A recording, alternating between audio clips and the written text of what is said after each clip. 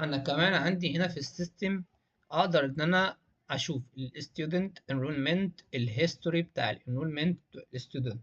اقدر ان انا اضيف انرولمنت للستودنت عن طريق ان انا بختار الطالب واختار الكورس ان انا اعمل له انرولمنت من النظام عندي في الداشبورد بتاعت الادمن.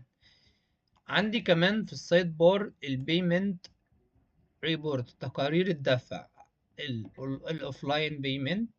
اقدر ان انا اشوف التقارير. هنا انا عندي تقرير بالدفع في الاوفلاين.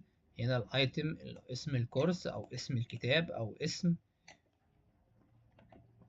المدرب الخاص. هنا اليوزر الادمن صاحب الكورس. طيب هنا الكورس او كتاب، التوتال السعر وتاريخ.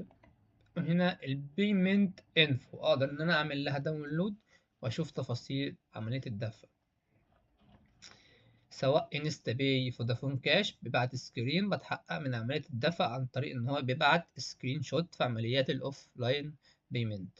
طبعا من هنا اقدر ان انا اعمل داونلود، ان انا اكسبت، ان انا ارفض، ان انا امسح عملية الدفع.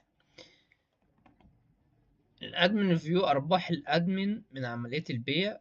وهنا الانستراكتور ريفيو، ارباح المدرب والبيمنت هيستوري، تاريخ بتاع عمليات الدفع، purchase history.